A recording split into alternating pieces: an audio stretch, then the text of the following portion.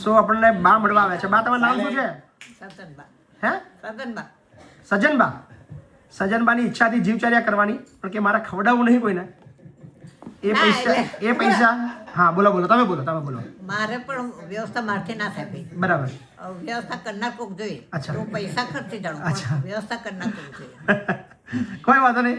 તો બાએ આપણને 5 લાખ રૂપિયાનો સહયોગ આપ્યો છે રૂમ માટે, બરાબર ને? બરાબર.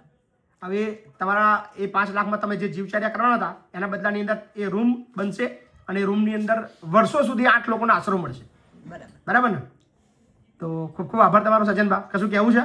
ના, એટલે અમે તો નામ સાંભળીને જ આવ્યા. એવું? હા, એમ કહો જય માતાજી. એટલે આપણા છે એવું લાગ્યું અમને. મમ્મી એવું કહો કે આવું નવું દાન મને ભગવાન કરાવડાવે. એવું બોલો. આવું નવું દાન તો કરાવડાવે. ખૂબ ખૂબ આભાર તમારો. નહીં તો વૃદ્ધાશ્રમમાં તો બધા બહુ છે. અમારે આણંદમાં અમે રહીએ છીએ તે લવાલ પેલું લીંબાસી કે આગળ છે, પણ અમે નામ સાંભળીને. બરાબર. વાહ, ખૂબ ખૂબ આભાર તમારો. હા, થેન્ક યુ. ના, એવું થેન્ક યુ કહેવાનું નહીં. અમારે તમને થેન્ક યુ કહેવાનું કહી દો કે અમારું દાન તમે સ્વીકાર્યું. એવું કહો. એટલે અમે નામ સાંભળીને કે આપણા છે એટલે કંઈ કે આપણે દલીલ કરવી હોય તો કરી શકીએ. ના, ખૂબ સરસ. દલીલ કરવી નહીં.